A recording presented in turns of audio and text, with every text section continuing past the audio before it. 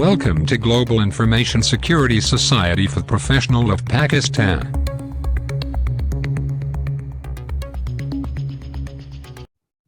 अस्सलाम वालेकुम। हम आज सीज़ा के डोमेन 4 का पार्ट 2 करेंगे। डोमेन 4 का पार्ट 1 हमने लास्ट वीक कवर किया था, that is information system operation, and today we will look on business resilience. मेरा इंट्रोडक्शन, मेरा नाम साकिब मलिक है। I am doing MBA from LUMS, executive MBA from LUMS. I did MS in Information Security with few of the certification listed here. आज हम part 2 कर रहे हैं, part B which is business resilience. अब पार्ट A हमने ऑलरेडी कवर कर लिया है डोमेन 4 का। लास्ट वीक में हमने जिसमें कॉमन टेक्नोलॉजी कंपोनेंट्स सीखे, IT asset management, job scheduling, system interfaces and user computing, governance, and different type of technical thing which cover release management, patch management, SLAs and database management.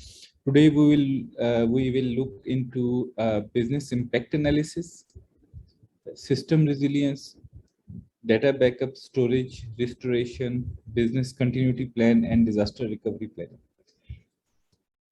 अगर आप resilience का उर्दू में मतलब जान जाएंगे, it will be very easy to digest this. Resilience मुस्तकिल मिजाजी को कहते हैं। बिजनेस की कंटिन्यूटी को मेंटेन रखना, बिजनेस की रेजिलियंस को मेंटेन रखना, this is what we will discuss today. Part B, business resilience, यहाँ से स्टार्ट कर रहे हैं हम। फर्स्ट इसका टॉपिक है business impact analysis. Business impact analysis, which is BIA, predict the consequences of disruption of a business function and process and gather information needed to develop the recovery strategies. यहाँ पर business impact analysis actually predict करता है कि आपकी किसी भी incident के बाद, किसी भी प्रॉब्लम के बाद, जो हमने डोमेन पार्ट ए में भी पढ़े थे, जो प्रॉब्लम और इंसिडेंट वगैरह की चीजें, उसके बाद आपका बिजनेस कितनी देर में रिकवर हो जाता है टूवर्ड फंक्शनल थिंग्स। ठीक है, उसके लिए भी क्लासिफिकेशन की जरूरत होती है, आपके एसेट क्लासिफिकेशन की। आपके की कंपोनेंट सबसे पहले रिकवर होते हैं, उसके बाद आपके सेकेंडरी कंपोनेंट रिकवर होते हैं as per the business need. And इसमें हम डेवलप करना सीखते हैं what are the recovery strategies. Key steps in business impact analysis, आपने सबसे पहले एक टीम गैदर करनी होती है, that is incident response team and recovery team, जिस पे उसने वर्क करना होता है। This team member has specific roles and responsibilities. जैसे ही आपका कोई भी ये अनाउंस होता है BCP और BCP की कोई एक्टिविटीज, तो वो टीम इनिशिएट करती है अपना work. Scope and objective set करने होते हैं, देन इंफॉर्मेशन गैदर करनी होती है, आइडेंटिफाई टॉप रिस्क हैं, जिसमें इंफॉर्मेशन गैदरिंग में focus on critical operations, understanding the process, document potential impact with data, staff interviews, and then document finding. आपने रिकमेंडेशन लिखनी होती है और report writing and present the finding to leadership. Next step is gap. उसी के जो आपने जितनी भी रिकमेंडेशन लिखी होती है, इस पे आप गैप एनालिसिस परफॉर्म करते हो, प्लान करते हो उसको एड्रेस करने का, और it should be reviewed annually, at least annually. आप इसे पीरियोडिक अपनी फ्रीक्वेंसी, अपनी ऑर्गेनाइजेशन की नीड्स के मुताबिक इसको रिव्यू कर सकते हैं। Benefit of business impact analysis, इसके मेजर बेनिफिट में आप फंक्शनैलिटी को एनहेंस करते हो, interdependencies between processes can be identified and document. This is one of the major advantage. Second is shadow IT function, often with critical business dependencies can be identified. Shadow IT का आपको थोड़ा सा बताता चलूँ कि ऐसी इंफॉर्मेशन टेक्नोलॉजी की services which is not driven by the your organization IT department. For example, अगर आपके कोई भी ऑर्गेनाइजेशन का HR या finance department without informing IT department कोई भी सर्विस ले लेता है, like software as a service ही ले लेता है, that come under the shadow IT. Identification of new process or process change of to the existing one, and then better understanding on the actual impact. Business impact analysis का second जो major चीज है, आप इसमें cost को decrease कर रहे होते हैं, elimination of potential fines related to regulatory and requirements. जैसे पीटीए की भी पाकिस्तान के अंदर रिक्वायरमेंट है that all the backups should be encrypted. इससे पहले encryption has it own cost in cost of computing and cost of time. these are the two major costs for the encryption when we are taking the backup. तो obviously जब ये practice शुरू की गई सीटीडीए ISR जो उनका regulation था PTA का आने के बाद, तो काफ़ी सारी जो बिजनेस बैकअप्स की फ्रीक्वेंसीज हैं, बैकअप्स की जो सेटिंग्स हैं, वो सब कुछ चेंज करना पड़ा। तो आपने कंप्लाइंस करना होता है टुवर्ड रेगुलेटरी रिक्वायरमेंट के, तो इससे आप कॉस्ट ऑफ फाइन बचा रहे होते हैं। Removal of unnecessary redundancies people and processes. आप जब चीज़ें डॉक्यूमेंट कर लेते हैं, आप जो फालतू स्टेप्स हैं उनको निकाल देते हैं। Either it can be a process और it can be a people. आप पीपल जितने भी सिग्निफिकेंट रिसोर्सेज चाहिए होते हैं आप लगाते हैं, एक्स्ट्रा रिसोर्सेज नहीं लगाते। Identification of potential changes to insurance, maintenance and licensing cost. Next is increase compliance. Identification of potential gap in regulatory compliance. These are the major benefit of business impact analysis. Next is quality assurance. Quality assurance that verify that all changes have been authorized and tested. आपकी जितनी भी CR request जाती हैं, SR जिससे कह सकते हैं, आपके ऑर्गेनाइजेशन में डिफरेंट नोमेनक्लेचर यूज होते हैं। It should B authorised and it should be tested and implement in a controlled manner. जितनी भी चीज़ें हैं वो उससे कंट्रोल्ड मैनर में इम्प्लीमेंट किया जाएगा। क्वालिटी इंश्योरेंस के जो मेजर की कंपोनेंट हैं, that is delivery speed, conformance to the customer expectation, continuous improvement and user identification. Next is disaster recovery planning. Disaster recovery plan के अंदर आपके सबसे जो पहला एक्शन होता है, that is you need to assemble a plan. Second is you need to identify the scope and आप जब स्कोप आइडेंटिफाई कर लेते हैं, आपने एक कंटेक्ट लिस्ट बनानी होती है, इमरजेंसी कंटेक्ट लिस्ट, ताकि आपके जो की रिसोर्सेज हैं should be available all the time. And then designate disaster recovery team, assigning the roles and responsibilities. And number 7 is data backups and location, इसको देखा जाता है। Next is restore technology functionality and testing maintenance. Yes, please, जब ये ऊपर हो जाएगा तो बंद कर देना। जब ये ऊपर हो जाए उसके बाद 2 मिनट हो जाएगा। I will try to discuss some scenario as well. जैसे जैसे हम प्रोग्रेस करेंगे कुछ ना कुछ सिनेरियो आ ही जाएंगे साथ में। Support of critical business processes. This is the advantage of disaster recovery planning, restoration of IT services and cost-effective control to prevent or recover from IT disruption. Role of business impact analysis and risk assessment. इसमें जो सबसे important चीज़ है, that is determine the urgency of recovery. आप ये कैसे determine कर रहे होते हैं? आप अपनी इन्वेंट्री से कर रहे होते हैं। जैसे अब हमने पार्ट ए में पढ़ा था कि आप जब इन्वेंट्री कंपाइल कर रहे होते हो चीज़ों की, तो इन्वेंट्री की कंपाइलेशन में आप उसकी क्लासिफिकेशन करते हो। Classification is the major thing. आप classification can be categorise in group. अगर आप ग्रुप के हिसाब से कर रहे हैं तो most critical group should be recover first. तो this is word it is important.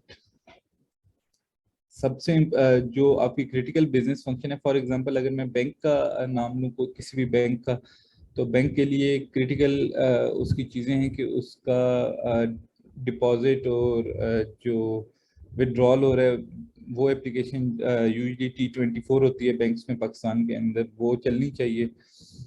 उसकी स्विफ्ट एप्लीकेशन चलनी चाहिए जो पाकिस्तान से बाहर वो बिजनेस कर रहे हैं। सेकंड, एक और जो उनकी ATM नेटवर्क है वो चलना चाहिए। These are some of the critical things. Like अगर उनका अगर अटेंडेंस सिस्टम है that is less critical then the above services, तो आप एजेंसी डिटरमिन करते हो यूजिंग द क्लासिफिकेशन। क्लासिफिकेशन आप इन्वेंट्री के टाइम पे कर रहे होते हो जब आप एसेट इन्वेंट्री बना रहे होते हो। Determine the recovery point objective. Her application का आपके पास डिफरेंट रिकवरी पॉइंट हो सकता है। आप क्योंकि data backup itself cost in term of licensing भी कह सकते हैं, जिस that is monetary. Second thing is आप इसकी कंप्यूटिंग कॉस्ट भी कह सकते हैं, थर्ड स्टोरेज कॉस्ट भी कह सकते हैं, और आप इसी बेस पे रिकवरी पॉइंट ऑब्जेक्टिव बना रहे होते हो। रिकवरी पॉइंट ऑब्जेक्टिव के आपका जैसे ये नीचे पिक्चर में टाइम, जिस टाइम पे डिजास्टर अकर हुआ है, how far back you have the point, जहां तक आपने बैकअप किया हुआ है, last point where the data is in usable format, यहाँ पर आपने डाटा बैकअप किया है। फॉर एग्जांपल किसी भी कंपनी ने जैसे नॉर्मल स्मॉल बिजनेस चल रहे होते हैं वो डेली डिफरेंशियल कर रहे होते हैं, रात को लेट नाइट कर देते हैं, और नेक्स्ट डे अगर उनका बिजनेस आवर में 2-2:30 बजे जाके इंसिडेंट आता है तो उनकी जो लॉस, जो पॉइंट ऑफ लॉस होता है वो आपका लास्ट बैकअप से लेके उस जो टाइम ऑफ डिजास्टर है उस पॉइंट तक होता है। Next is determine recovery time objective. Recovery time objective is that how much time is required to recover the system up and running. इसमें सिर्फ ये नहीं होता कि आपका टाइम, मतलब this is a very basic picture, इसके अंदर मैक्सिमम टॉलरेंस टाइम है, और अगर आप फॉलो करें 22301 2019 को, this is ISO standard, and NIST का स्टैंडर्ड है SP 800-34, उसकी रिवीजन 1 चल रही है। अगर आप इन दोनों को फॉलो करें तो आपके पास ये जो छोटी सी इलिस्ट्रेशन दी है इसका एक एनहेंस्ड वर्जन मिलेगा, जिसमें आपके पास रिकवरी टाइम ऑब्जेक्टिव सिर्फ इतना ये नहीं होता कि आपका सिस्टम इज रिकवर्ड। आपका सिस्टम रिकवर होने के बाद, सिस्टम रिकवरी की मैं आपको एग्जांपल ऐसे देता हूँ कि आपकी एप्लीकेशन खड़ी हो गई है लेकिन आपके पास उसके अंदर जितना पुराना डाटा था वो अवेलेबल नहीं है, तो आपकी एप्लीकेशन नए रिकॉर्ड्स तो इंटर कर रही है लेकिन आपकी पुरानी सर्चिंग बंद कर चुकी है क्योंकि उसके अंदर रिकॉर्ड ही नहीं है। देन फिर जब रिकॉर्डिंग मतलब रिकवरी के बाद जब आप अपना डाटा सारा उसके अंदर जितना भी आर्काइव डाटा है वो सारा डाल देते हो तो वहाँ पर सिस्टम अप हो जाता है। देन उसकी स्ट्रेस टेस्टिंग की जाती है। स्ट्रेस टेस्टिंग के बाद system up and functional announce किया जाता है that system is up and functional. तो ये जो RTO है इसके बिहाइंड द सीन ये जो आपके सामने रेड डॉटेड लाइन नजर आ रही है इसके दरमियान काफी सारे फंक्शन परफॉर्म किए जाते हैं। तो these are this is a basic illustration। तो बेसिक में even CISA is covering the basic thing of this recovery time objective. Disaster recovery planning continuous process with the periodic reviews and adjust to change the business priority requirement. Disaster recovery planning में आप prepare करते हैं, respond करते हैं, recover करते हैं and then prevent करते हैं things to happen. The disaster recovery plan के जो ऑब्जेक्टिव होते हैं, it should be based on the regional things. Like अगर किसी भी बड़ी इंटरप्राइज की बात करूं उनकी डिजास्टर रिकवरी प्लानिंग भी रीजनल बेसिस पे डिपेंड कर रही होती है। हर रीजन की डिफरेंट कल्चर के हिसाब से टीम्स बनती हैं और डिफरेंट कल्चर के हिसाब से उसकी, क्योंकि आप जैसे ही बॉर्डर क्रॉस करते हो there is a different legislative and regulatory requirements, तो वो उनकी बेसिस के ऊपर अपनी डिजास्टर रिकवरी प्लान बना रहे होते हैं। System based disaster recovery planning should be system based. System based के ऊपर आप क्लासिफाई कर सकते हो that asset A is important और asset B is more important. इन दोनों के दरम्यान में क्लासिफिकेशन हो जाती है कि अगर डिजास्टर आएगा ए और बी में से सबसे पहले रिकवर किसको किया जाएगा. Then it can be a product और service based, it can be on a departmental based. Disaster recovery plan आपके मल्टी रीजनल भी हो सकते हैं, जस्ट लाइक अगर फेसबुक की बात की जाए तो, या माइक्रोसॉफ्ट के क्लाउड की बात की जाए, वो मल्टी रीजनल प्लान बना रहे होते हैं अपने. And then it is infrastructure based. Ultimate goal of disaster recovery planning. Goals of disaster recovery planning is to respond to the incident that may impact business and people, and comply with the regulation and market demands. Next is recovery point objective. Recovery point objective जैसे मैंने अभी थोड़ी देर पहले उस illustration में भी बताया था आपको कि लास्ट बैकअप जब भी आपका हुआ है and toward the disaster time, उन दोनों के दरमियान में जो गैप है, that is recovery point objective. जो लास्ट आपका बैकअप था उस पॉइंट तक आप डाटा रिकवर कर सकते हो, that is recovery point objective.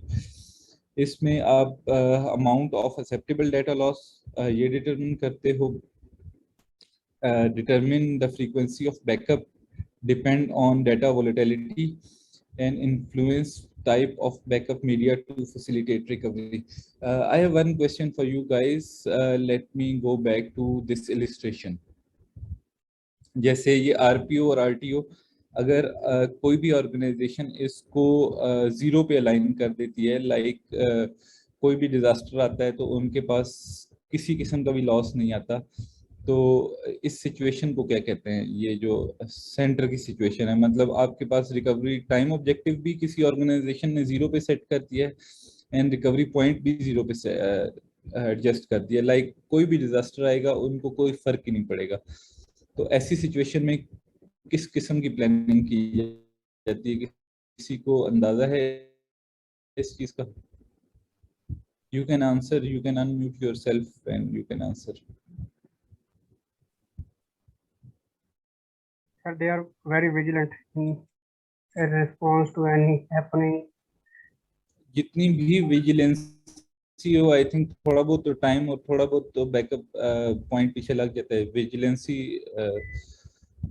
इसको डिजास्टर को रोक तो नहीं सकती. Anything else? कोई और क्वेश्चन आंसर आप? आई बिलीव कि ऐसा होता है कि उसमें लाइव रेप्लिकेशंस और आपके पास मल्टीपल आपके पास अवेलेबिलिटी जोन्स होते हैं जिनके अंदर फॉल्ट टॉलरेंस कैपेबिलिटी ऐसी होती है कि जैसे ही कोई एक जोन या कोई एक रीजन या आपका कोई एक जिसको कहते हैं हम डिजास्टर रिकवरी साइट्स, वो फॉल्ट टॉलरेंस केस में अप हो जाती हैं और किसी किस्म का जो है वो डाटा लॉस नहीं होता उस केस में. और ये लाइव रेप्लिकेशंस होती हैं दोनों रीजन्स के दरमियान में, जिसमें किसी किस्म का भी डाटा के आपस में, दोनों रीजन्स में आपस में किसी भी किस्म का डाटा जो है वो आगे पीछे नहीं होता, बल्कि सिंक्रोनाइज मैकेनिज्म में डाटा जो है वो रेप्लिकेट हो रहा होता है. उस केस में ऐसा पॉसिबल है. बिल्कुल ऐसे ही है. जब आपकी ट्रांजैक्शन फ्लो रिडंडेंट होंगे, आपकी जो रिडंडेंट साइट होगी, उस केस में ऐसा होता है कि आपके पास जो भी ट्रांजैक्शन हो रही होगी दोनों दो साइट्स के दरमियान बिल्कुल बराबर हो रही होगी. आपकी डाटा एक साइड पे कमिट हो रहा है, दूसरी साइड पे भी सेम क्लॉक टिक पे कमिट हो रहा हो, और फॉल्ट टॉलरेंस इतनी अच्छे तरीके से कॉन्फ़िगर होगी कि आपकी किसी भी डिजास्टर के टाइम वो दूसरी साइड पे शिफ्ट हो जाएगा. तो दैट इज व्हाट कि हम उस पॉइंट पे रिडंडेंट साइट बना लेते हैं. That is redundant site. Saqib साहब, इसमें एक सवाल ये उठता है, कुछ सिनेरियो या कुछ केसेस ऐसे हैं कि जहां हॉट साइट जो होती है या जो आपका लाइव रेप्लिकेशन चल रही होती है वो भी प्रॉब्लमेटिक हो सकती है, क्योंकि हर केस में आप ऐसा 100% श्योर नहीं कर सकते कि आपका 0 RTO हो या 0 RPO. जैसे for example let's say case के आपका रैंसमवेयर आ गया. अब रैंसमवेयर अगर हॉट साइट पे आया है प्राइमरी साइट पे, तो वो ऑल्टरनेट ऑब्वियसली अगर वो लाइव रेप्लिकेट हो रहा है तो वो बैकअप साइट पे भी चला जाएगा. तो उस केस में क्या होगा? वो उसमें तो RPO और RPO आई डोंट थिंक कि उसको 0 सेट कर सकते हैं. आप क्या कहते हैं इस बारे में? देखें, केस टू केस चीजें डिफर करती हैं, डिजास्टर टू डिजास्टर चीज डिफर कर रही होती है. ठीक है, अगर फॉर एग्जांपल एक सिनेरियो ऐसा आ जाता है कि आपकी साइट ए की लोकेशन के ऊपर there is a physical disruption no one can reach there, और वहाँ पर कोई ऐसा chaos आ जाता है कि वहाँ की पावर भी डाउन हो जाती है, ठीक है, that site is down. On the other and जो आपकी प्राइमरी साइट है जहाँ से डाटा चल रहा है, वहाँ पर कोई रैंसमवेयर अटैक आ जाता है, तो उस पॉइंट में आप जीरो पे मेंटेन ही नहीं कर सकते चीज़ों को, ठीक है। रिकवरी पॉइंट और रिकवरी टाइम दोनों डिस्टर्ब हो जाते हैं, तो ये अरे इस केस पे डिजास्टर डिपेंड करेगा। कॉस्ट इंक्रीज नहीं हो जाएगी अगर आरटीओ जीरो पे ले आएंगे? यस, कॉस्ट सिग्निफिकेंट अमाउंट के हिसाब से इंक्रीज हो जाएगी। कॉस्ट थोड़ी नहीं, अच्छी खासी इंक्रीज हो जाती है, बट अगर आपके बिजनेस फंक्शंस इतने क्रिटिकल हैं कि आप कॉस्ट को जस्टिफाई कर रहे हैं वो फंक्शंस, तो कोई मसला नहीं। ऑर्गेनाइजेशंस करती हैं, लाइक माइक्रोसॉफ्ट अपना ऑफिस 365 का SLA प्रोवाइड करता है that we will be 99.99% up, और अगर हमारी इस SLA से चीजें मतलब डिक्रीज करती हैं हमारी services, we will pay back to our customers, ठीक है। जब इतना बड़ा आप SLA रख देते हो तो इतना बड़ा इंफ्रास्ट्रक्चर भी बनाना पड़ता है उसी बेस के लिए। तो एक चीज मैं ऐड करना चाहूंगा यहाँ पर कि जैसे बात हुई कि रैंसमवेयर की बात हुई, तो एक्चुअली ये डिपेंड करता है कि आपकी सर्विस आपकी कितनी क्रिटिकल है। लाइक अगर इन बैंकिंग सेक्टर, अगर आप ये बैंकिंग सेक्टर के केस में बात करें, तो आपको आरटीओ और आरपीओ नियर टू जीरो रखना जरूरी है, क्योंकि अगर मेरी ट्रांजैक्शन अभी 1 मिनट पहले हुई है और आपका जो लास्ट बैकअप था वो 24 घंटे पहले का था, तो मेरी तो सारी ट्रांजैक्शन लॉस हो जाएंगी। तो इसलिए उस केस में ये होता है कि आपके पास मल्टीपल सॉर्ट्स ऑफ बैकअप्स और multiple sorts of replica nodes होते हैं। जैसे अगर रैंसमवेयर आया तो किसी एक नोड के ऊपर आया, आपको फौरन पता चलेगा कि एक नोड की जो कुछ चेंज ऐसा आया है जो कि सिस्टम उसको एक्सेप्ट नहीं कर रहा, तो फिर आप उसको रेप्लिकेट होने से रोकेंगे अदर नोड्स के ऊपर। बिल्कुल। असल में इसके साथ सिर्फ ये काम नहीं हो रहा, तो साथ एंड पॉइंट EDR कुछ सोल्यूशन लगे होते हैं, वो आपके सिस्टम को आइसोलेट भी कर रहे होते हैं और डिटेक्शन वो बता भी रहे होते हैं, अलार्मिंग सिचुएशन भी आ रही होती है। ये कोई एक कंपोनेंट के जरिए आप सारी चीजें अचीव नहीं कर लेते, different component series of components लगे होते हैं जिस पे आप ये सारी चीजें अचीव कर रहे होते हैं। एग्जैक्टली। और ये सारे सिनेरियो तो अपनी जगह बिल्कुल करेक्ट हैं, सारे फीडबैक भी बहुत जबरदस्त हैं।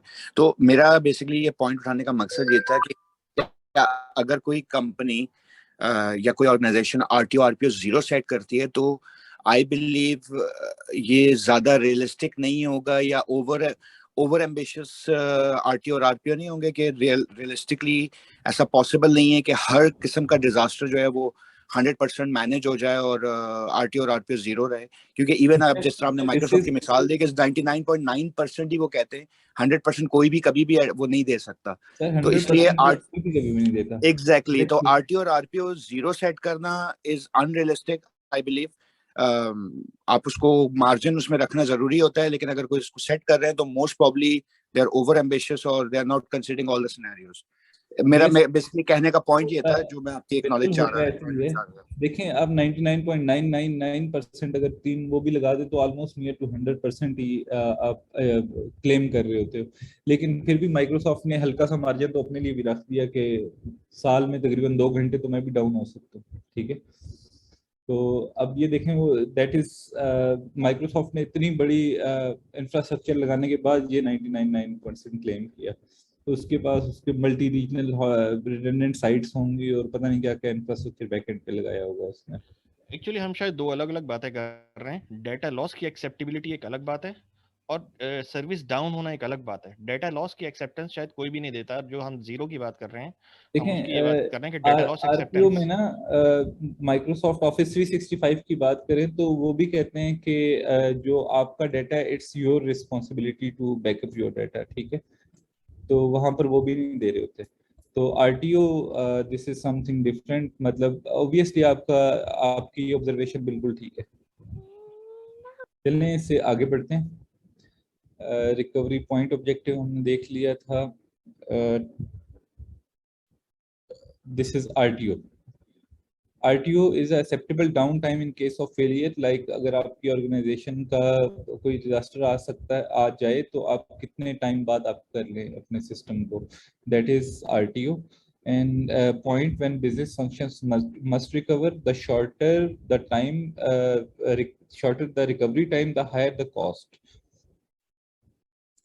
Very short RPO and RTO में आप डाटा मिररिंग कर रहे होते हैं, थोड़ी देर अभी डिस्कशन में भी आई हमारी बात, हॉट साइट्स बन रही होती हैं, रिडंडेंट इक्विपमेंट होता है एंड रियल टाइम रेप्लिकेशन आ रही होती है। These are the key features जो इम्प्लीमेंट हों तो आप आरपीओ और आरटीओ दोनों बहुत शॉर्ट कर सकते हैं। Other terminologies, interruption window, time from business interruption to recovery.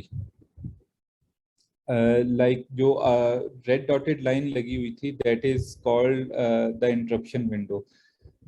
जो दरम्यान फॉर एग्जांपल आपकी इंटरप्शन विंडो 6 घंटे की है तो 6 घंटे आपके पास बिजनेस नहीं रहेगा। उन 6 घंटों में आपके पास जो डिफरेंट टीम्स हैं वो काम कर रही होती हैं to get the functionality up.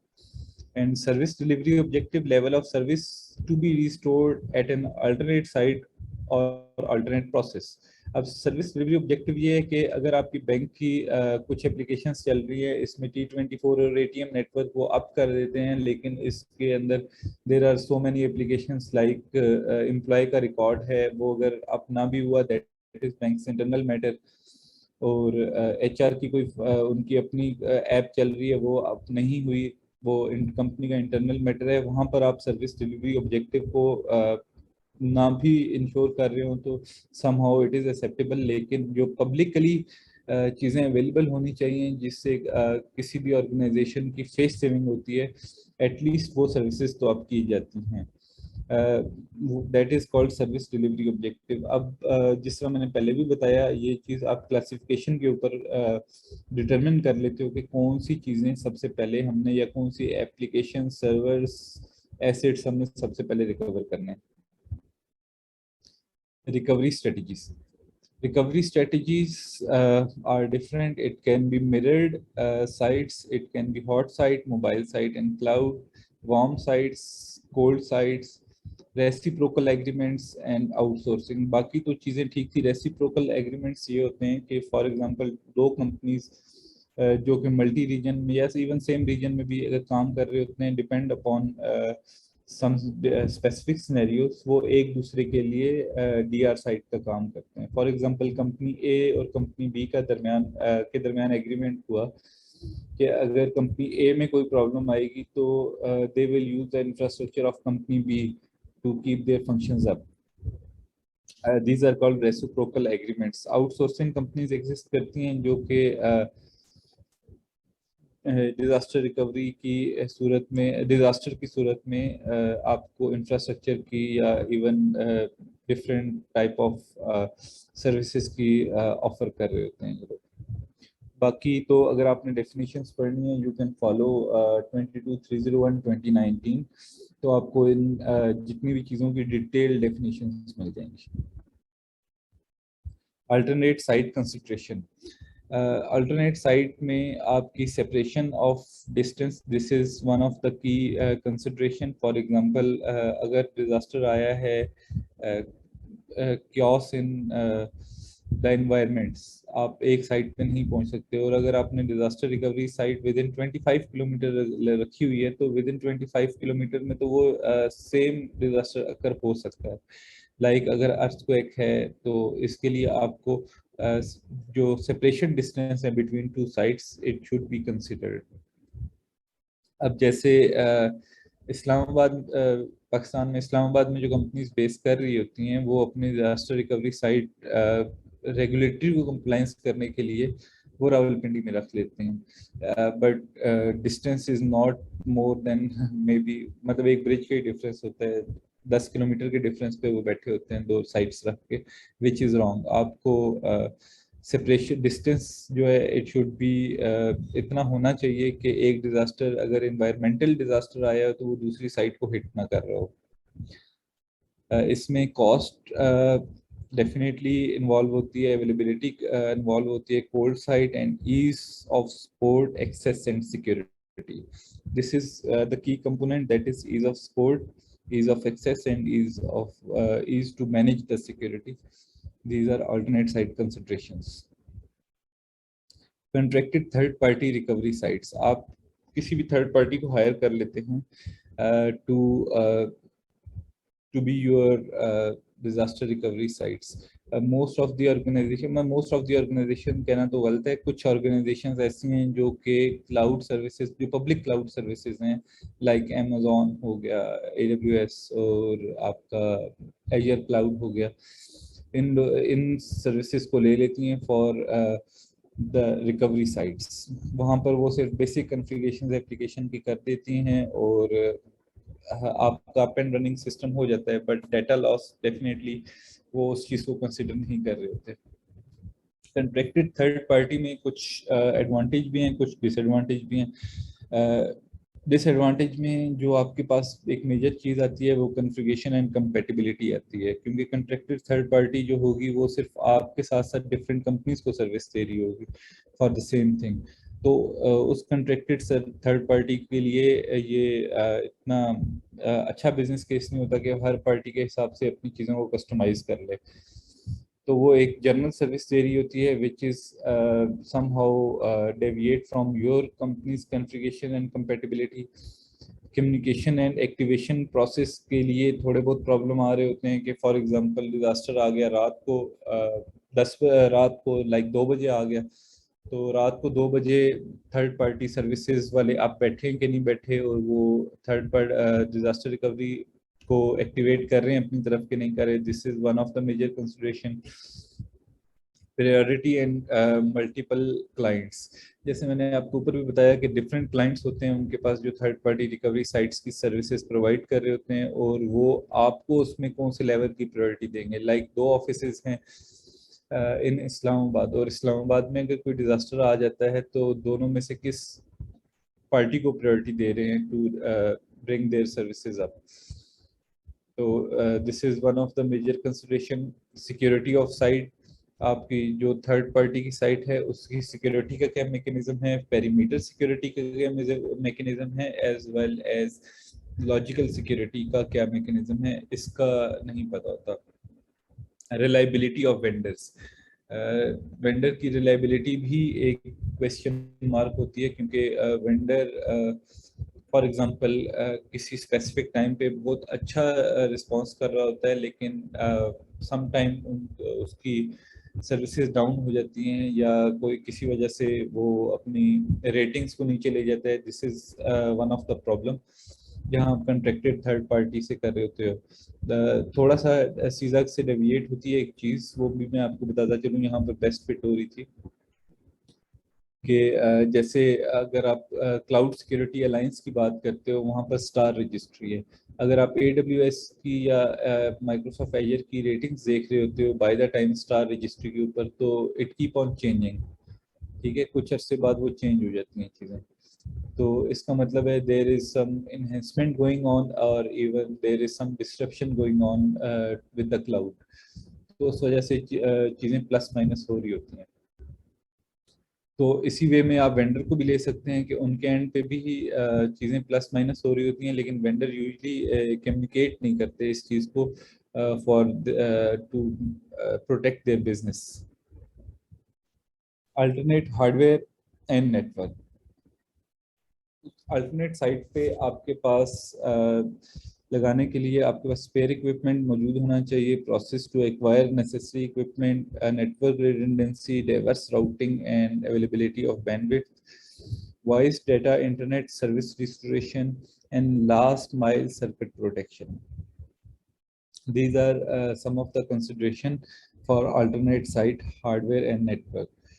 Application recovery, आप जब भी एप्लीकेशन रिकवरी की बात करते हैं इसमें 3 मेजर कंपोनेंट्स हैं, that is clustering, load balancing and redundant servers, active passive and cloud services, virtual cloud, that is software as a service. These three are key components for application recovery. अब जैसे कई दफ़ा कोई भी application recover की जाती है, अगर उस पर डिज़ास्टर रिकवरी प्लानिंग का अगर आप ऑडिट करने जाते हैं या इवन 22301 का ऑडिट करने जाते हैं, जो चीज़ वो मिस कर रहे होते हैं दैट इज स्ट्रेस टेस्टिंग। आपका अगर प्राइमरी साइट जो आपकी मेजर साइट है उस पर अगर आपके कस्टमर आ रहे हैं और एंटरटेन हो रहे हैं लाइक वो 1 सेकंड के अंदर 50 क्यूरीज को बड़ा इजीली एंटरटेन कर लेता है आपका प्राइमरी साइट का सर्वर, लेकिन वो सेकेंडरी साइट पे आप अपनी सर्विसेज तो दिखा देते हैं लेकिन उसकी कभी स्ट्रेस टेस्टिंग नहीं की गई होती। अगर आप उसकी स्ट्रेस टेस्टिंग में जाते हैं तो प्रॉब्लम वहाँ आती है कि वो 1 सेकंड में मुश्किल से 5 या 10 क्यूरीज को आंसर कर रहा होता है। तो जब आप सर्विस किसी भी डिस्ट्रप्शन के बाद सर्विस खड़ी करने जाते हैं तो it is a major dip in performance. तो वहाँ पर जितना भी आप खर्चा कर रहे होते हो अल्टरनेट साइट पे, उसका कोई फायदा नहीं हो रहा होता अगर आप स्ट्रेस टेस्टिंग नहीं करते। तो data backups can be taken in electronic vaulting, tape backups होते हैं, and then RAID के आगे कुछ एग्जांपल्स भी आ रही हैं आपके सामने। डेटा बैकअप आपका ऑन साइट भी होता है, ऑफ साइट भी होता है। डेटा बैकअप के अपने कंपोनेंट्स हैं, like it should B compressed, it should B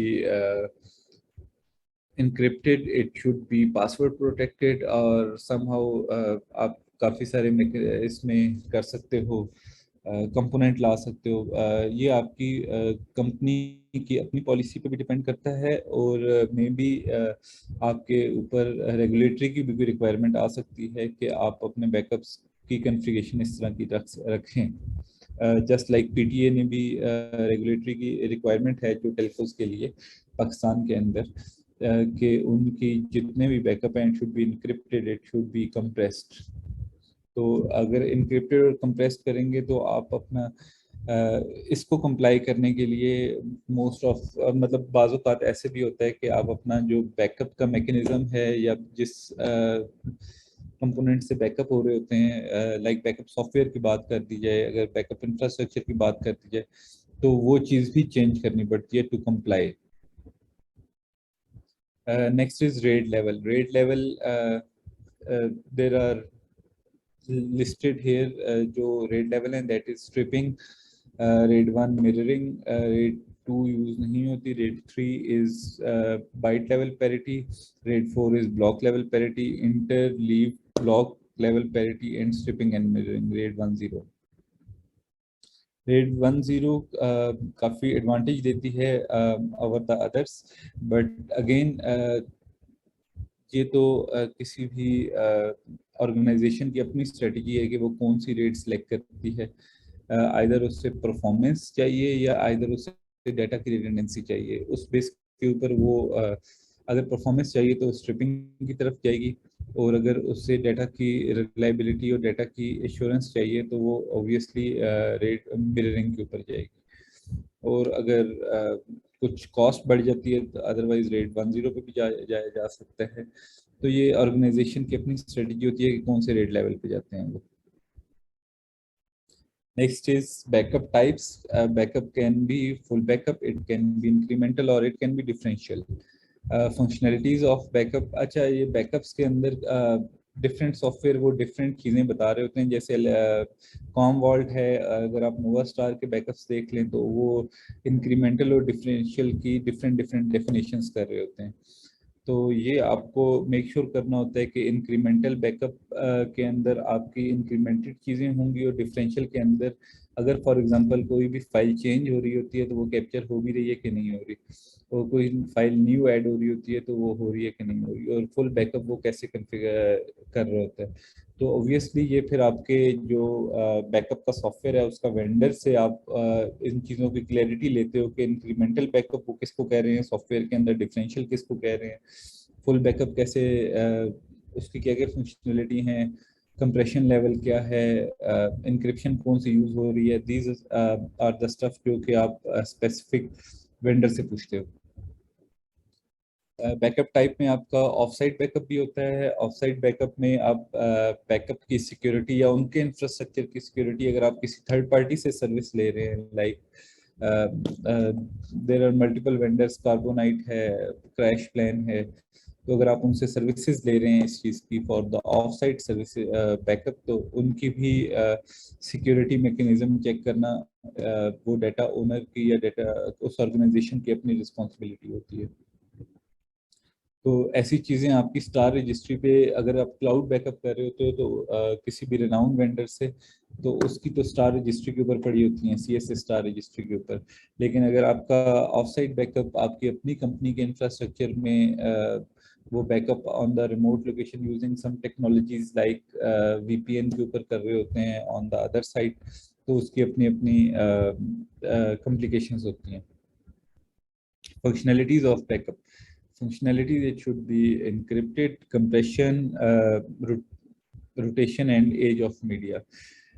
एक रिटेंशन भी एक चीज़ होती है इसमें, आपने बैकअप कितना अरसे के लिए रखना है, बिकॉज स्टोरेज की भी एक कॉस्ट होती है।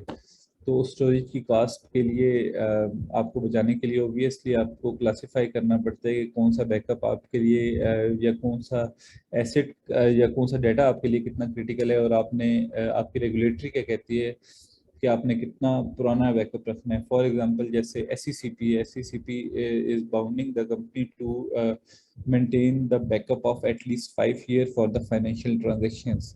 तो आपके पास इंक्रीमेंटल और डिफरेंशियल तो डिफरेंट पॉइंट ऑफ टाइम पे चलते रहेंगे, आप इनको रिमूव करेंगे, लेकिन companies use to keep the full backup of at least after 6 month, तो फुल बैकअप रिटेन कर रहे होते हैं और स्टोरेज में रख रहे होते हैं। Age of media is also important. आपके एज ऑफ मीडिया में अभी तो टेप बैकअप्स का थोड़ा सा रवाज कम हो गया, वरना tape backup are reliable up to 40 years. मैंने खुद भी टेप बैकअप यूज़ नहीं किया, तो इसमें मैं इतना ज़्यादा कमेंट नहीं कर पाऊँगा। Otherwise age of media is a critical thing. Writing a DR plan, disaster recovery plan में आप list of action and activities लिखते हो, structured a process procedure required to make the disaster recovery effort effective, efficient and realistic, should be action based and wordy, and should be unambiguous, written simply and clearly. It should be unambiguous, so it could be used for a knowledgeable person that has not previously seen the plan. Parts of DR plan, आप declaration of disaster करते हो। अब declaration of disaster आपकी किस role की तरफ से आ रही है वो इम्पोर्टेंट है। रोल इसलिए लिखना इम्पोर्टेंट होता है, बाज़ औक़ात लोग उस किसी भी शख्सियत का नाम लिख लेते हैं कि दिस वन। आई थिंक उस नाम से बेहतर है कि आप किसी भी बंदे का रोल लिख लें, that it come from CTO और COO और समथिंग एल्स। ठीक है, डिजास्टर रिकवरी प्लान की डिक्लेरेशन कौन करेगा।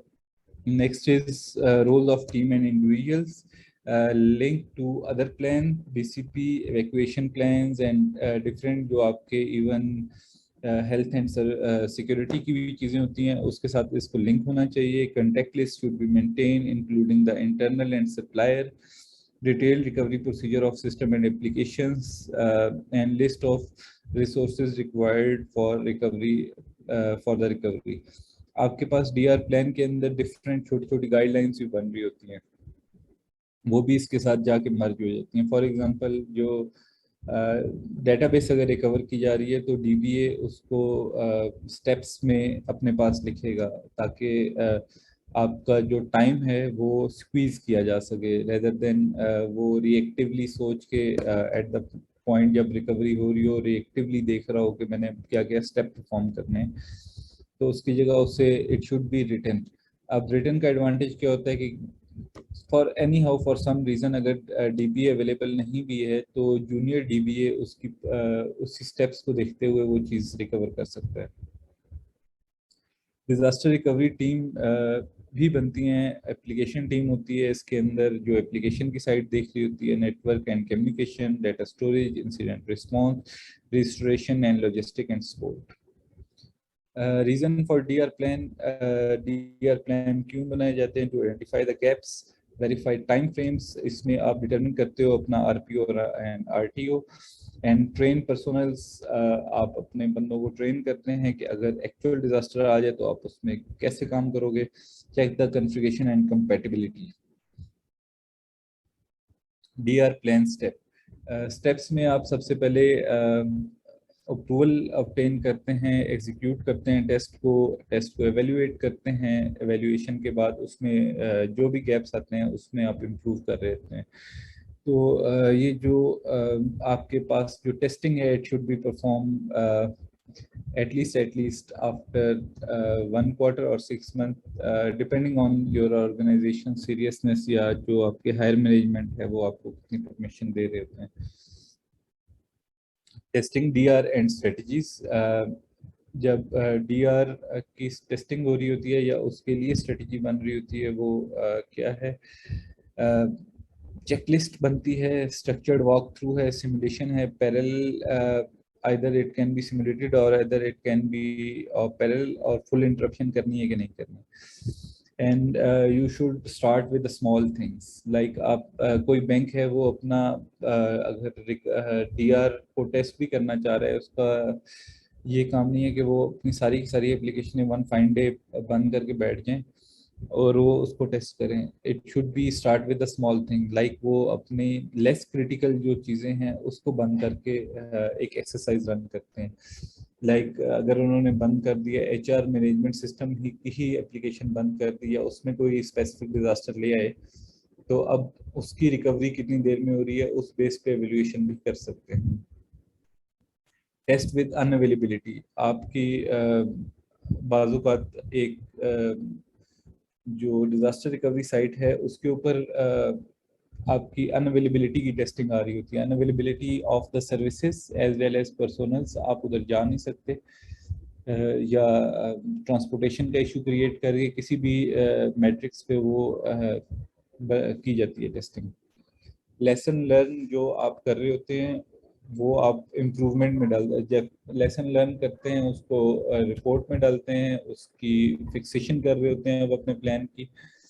These are the advantages and it should be reported to the higher management.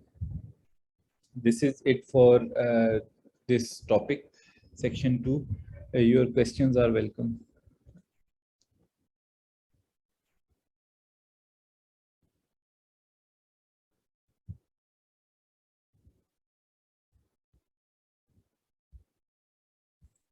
कोई क्वेश्चन है तो काइंडली पूछ लें।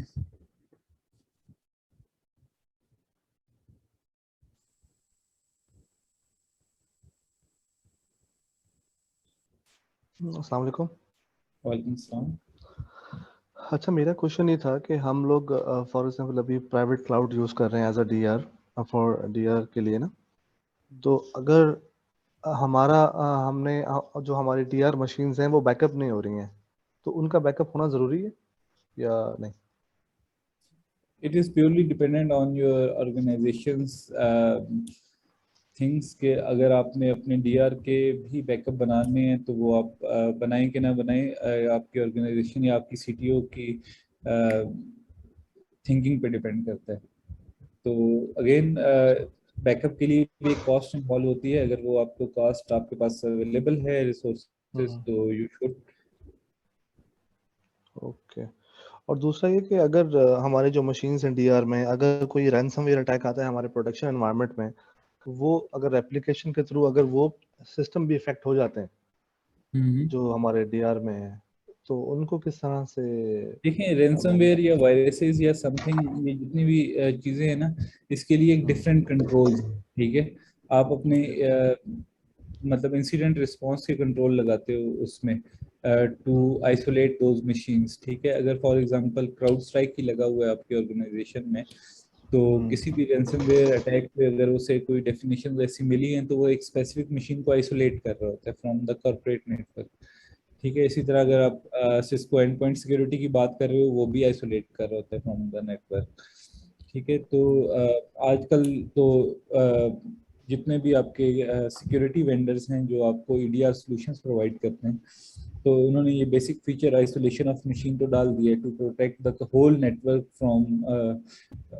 From the ransomware attack. Okay, right, thank you so much, thank you. Anyone else?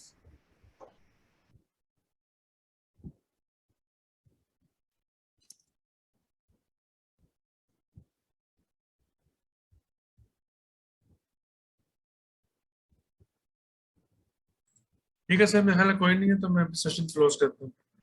अगर कोई बंदा फर्स्ट टाइम आया था तो जो मैंने चैट में डाल दिया इसका पिछला लिंक, पिछले सेशन के जो मेरा पार्ट 1 था, आज सेकंड पार्ट था और ये अब कंक्लूड हो गया। नेक्स्ट वीक हम डोमेन 5 का फर्स्ट पार्ट करेंगे इंशाल्लाह, और उसके बाद थोड़ा गैप आएगा फिर उसका सेकंड पार्ट। स्लाइड्स का लिंक शेयर कर दीजिएगा। सो सॉरी, स्लाइड्स मेरे पास ऑलरेडी हैं पार्ट 1 की, वो मैं डालूंगा वेबसाइट पे। उसके बाद मैं यूट्यूब की डिस्क्रिप्शन को अपडेट कर दूंगा, तो वहां से आप लिंक ले सकते हैं इंशाल्लाह। वो भी मैं भी हो जाएगा इंशाल्लाह। Thank you. Thank you okay, sir. Thank you everybody, thanks for attending. तो इंशाल्लाह सी यू नेक्स्ट वीक इंशाल्लाह। उसके बाद हमारा थोड़ा गैप आएगा 2 हफ्ते का, फिर हम लास्ट सेशन करेंगे। Right, thank you. Thank you.